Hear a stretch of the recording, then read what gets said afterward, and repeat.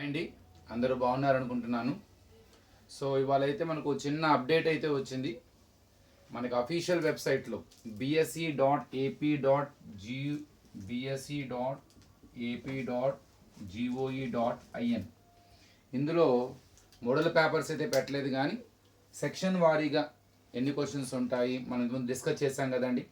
100 మార్క్స్కి మొత్తం total 33 questions. First బిట్లో వచ్చేసరికి మనకి 12 ఉంటాయి.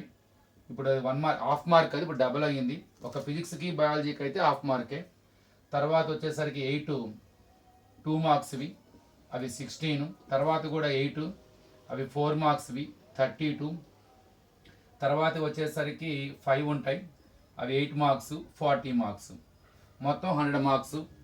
టోటల్ వచ్చేసరికి 33 క్వశ్చన్స్, టోటల్ 100 మార్క్స్.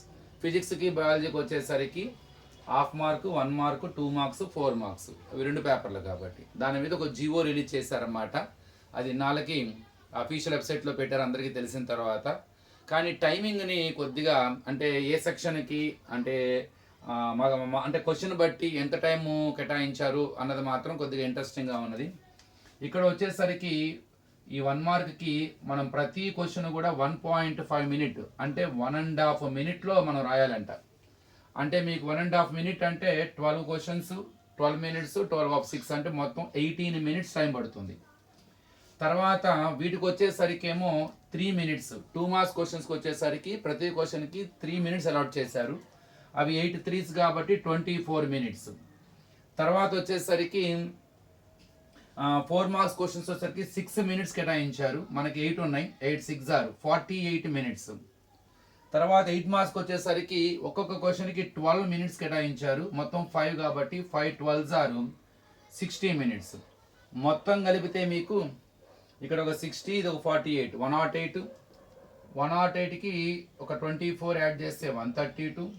132కి 8 కనుక యాడ్ చేస్తే 150. 150 మినిట్స్. 150 మినిట్స్ అంటే 60 + 60 + 30 మినిట్స్, అంతే కదండి. ఇది 1 అవర్, ఇది కూడా 1 అవర్, ఇది ఒక 30. మొత్తం మీద 2.5 అవర్స్ అనమాట. మొత్తం మీకు 3 అవర్స్ ఉంటుందండి, 3 అవర్స్ 50 మినిట్స్ ఉంటుంది. సో వాళ్ళు కేటాయించిన టైం ప్రకారం అయితే 2.5 అవర్స్. ఇది ఎంతవరకు సాధ్యపడుతుంది అన్నది చూసుకోవాలి. ఎందుకంటే మనం యూనిక్స్ డిఫరెంట్ స్టూడెంట్స్ ఉంటారు, అందరూ ఒకేలా ఉండరుగా. సో వాళ్ళ యావరేజ్గా ఈ మినిట్స్ వేశారన్నమాట. సో వస్తే చాలా ఫాస్ట్గా చేస్తాం, లేకపోతే it takes much time. So అది ఎంతవరకు వ్యాలిడ్ అన్నది ఆలోచించాలి. కానీ ఇది ఈ టైం షెడ్యూల్ అయితే ఇవ్వటం జరిగింది. సో మొత్తం మీద 2 అవర్స్ 2.5 అవర్స్లోనే మనం 33 క్వశ్చన్స్ రాయగలుగుతాము అని ఒక సిస్టమేటిక్ ప్లానింగ్. ఈ మార్క్స్ క్వశ్చన్స్, ఈ క్వశ్చన్స్ అంటే షార్ట్ ఆన్సర్స్ ఇంత టైంలో రాయాలి, ఎస్ఏ టైప్ ఇంతలో రాయాలని చెప్పేసి ఒక చిన్న గెస్సింగ్ అయితే చేశారు. ఇంకా మోడల్ పేపర్ అయితే రిలీజ్ చేయలేదు. నాకు తెలిసి వితిన్ 2 ఆర్ ఈ వీక్లో కన్ఫర్మ్గా అయితే వచ్చే అవకాశం కనబడుతుంది క్లియర్గా. వీకెండ్కి మాత్రం కన్ఫర్మ్గా మనకు మోడల్ పేపర్ అయితే రిలీజ్ చేస్తారు, అనేటువంటి సందేహం లేదు. ఇక నెక్స్ట్ ఈరోజు టాంజెంట్స్ అండ్ సీక్వెన్స్ టు ఏ సర్కిల్లో థీరం 9.1 డిస్కస్ చేద్దాం అనిపించింది. ఈ థీరం చాలా ఇంపార్టెంట్, సింపుల్ కూడా, మీకు ఈజీగా చెప్పడానికి ట్రై చేస్తాను, బాగా నేర్చుకోండి. ఏంటి ఆ థీరము? ఎప్పుడు కూడా ఒక సర్కిల్లో రేడియస్ టాంజెంట్కి పర్పెండిక్యులర్గా ఉంటుంది. We know that radius is always perpendicular to the tangent. Both are perpendicular to each other.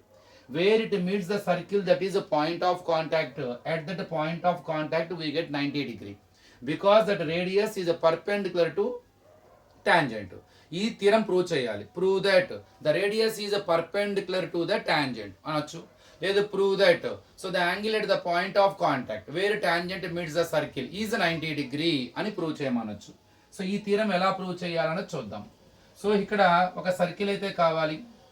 It is a circle with a center O and it is a tangent which touches the circle at P. The name of the tangent is XY and it is a radius center to point on the circle OP.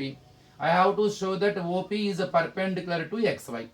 If I show that OP is a perpendicular to XY, నేను prove చేస్తే కంపల్సరీగా P వద్ద 90 ఉన్నట్టే కదండి. ఇది theorem. ఎలా prove చేయబోతున్నానో చూడండి. So first given ఏం రాస్తాం? So XY is a tangent to the circle with the center O. P is a point of contact and radius is OP. RTP result to prove or required to prove OP perpendicular to XY. ఇక్కడ నేను ప్రూఫ్లో ఏం చేస్తున్నానంటే అండి కొన్ని points తీసుకుంటున్నాను. ఇక్కడ Q అనే point, ఇక్కడ R అనే point. I want to take some points which are on XY. So let Q comma R are the points on tangent XY అనుకుందాం. So Q comma R are the points on tangent XY along with P.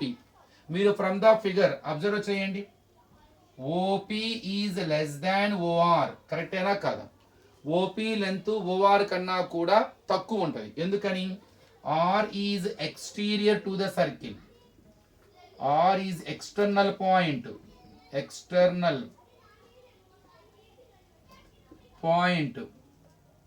Point of సర్కిల్కి బయట ఉన్నది, లోపల ఉండే అవకాశం లేదండి. ఎందుకు లేదు? ఇక్కడ చిన్న క్వశ్చన్ రైట్ చేసుకోవాలి. అసలు R సర్కిల్కి లోపల ఉండే అవకాశమే లేదు. ఒకవేళ అది ఎప్పుడు పాసిబుల్ అవుతుంది? In case if R is inside the circle, అప్పుడు XY ఎలా ఉండాలి? అది లోపల నుండి పోయి ఉండాలి. అప్పుడే కదా R లోపలికి వచ్చేది. అంటే అది సీకెంట్ లైన్ అయి ఉండాలి. So since it is a tangent, there is no chance to have the point R inside the circle. R must be exterior to the circle. So that's why OR compulsory greater than OP. So OP compulsory less than OR. ఇది same OQ కూడా కేటాయిస్తుంది చూడండి. OP is also less than OQ since Q is external point. అలానే ఇంకేదైనా point తీసుకున్నారనుకోండి S, కంపల్సరీగా OP is less than OS. ఇంకో point తీసుకున్నారనుకోండి OT, so OP less than OT. So ఏం కంక్లూడ్ చేయొచ్చు? So it is true for all the points on XY other than P. So whatever thing happens, it happens to all the points which are lying on the tangent XY other than P. అంటే ఇది ఏదైతే మనం ఏదైతే observe చేస్తున్నామో ఇది కేవలం Qకి Rకి Sకి Tకే కాదు, ఏ point కైనా సరే ఆ XY టాంజెంట్ మీద ఏ పాయింట్ కైనా సరే it happens. So it is true for all the points on the tangent XY other than P. P కాకుండా ఇంక ఏ పాయింట్ అయినా సరే కంపల్సరీగా ఆ పాయింట్కి సెంటర్కి ఉన్న డిస్టెన్స్తో ఆ పాయింట్కి సెంటర్కి మధ్య డిస్టెన్స్ OP కన్నా ఎక్కువే ఉంటుంది. Because all the points or exterior of the circle, ఒక్క P తప్ప. ఎందుకని? P is lies on the circle, ఎందుకని టాంజెంట్. ఆ P పాయింట్ ఆఫ్ కాంటాక్ట్ కాబట్టి. సో ఏం కంక్లూడ్ చేయొచ్చు? So OP is the shortest distance. OP is the shortest distance అన్నమాట.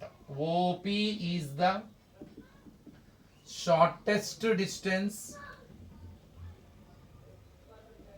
from center to points on tangent. So centre నుండి tangent మీద ఉన్న points కి ఉన్న డిస్టెన్సెస్ లో ఇది షార్టెస్ట్ డిస్టెన్స్. అంటే టాంజెంట్ చేరుకోవడానికి చాలా డిస్టెన్స్లు ఉన్నాయి, వాటిలో ఇది shortest distance. So OP is the shortest distance from centre to tangent. మరి ఎప్పుడు షార్టెస్ట్ డిస్టెన్స్ ఎలా ఉంటుందండి?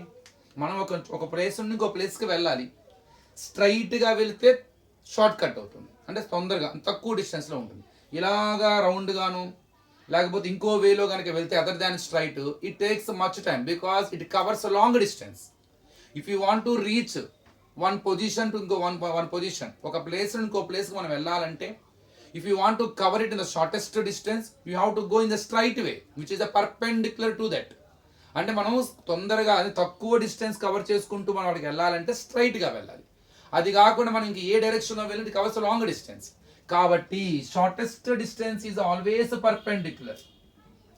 Shortest distance is always perpendicular. Is always perpendicular. అంటే OP is always OP is shortest distance. So OP must be perpendicular to XY. ఇది long distance, ఇది long distance, ఇది long distance. ఈ ఉన్న వాటిలో షార్టెస్ట్ డిస్టెన్స్ OP. మరి shortest distance అంటే perpendicular. So compulsory OP is perpendicular to XY. That's the theorem. I proved that OP is radius here. I proved that OP is the shortest distance from the center to tangent. So OP is radius here. So radius is a perpendicular to X because shortest distance is nothing but perpendicular. So ఒకసారి మీరు text బుక్లో కూడా చూడండి, theorem 9.1 observe చేయండి, దాని ఇంకొక వేలో ఉంటే అక్కడ సో నేను చెప్పిన దాన్ని కంపేర్ చేయండి. So I hope you understood. And చాలా ఇంపార్టెంట్ థీరము. సో కొద్దిగా దీన్ని కాన్సెప్ట్గా చాలా ఈజీగా ఉంటుంది, అది విషయం కాదు, జాగ్రత్తగా వింటే మీకు అర్థమవుతుంది. సో మరో వీడియోలో converse of Pythagoras theorem discuss చేద్దాం.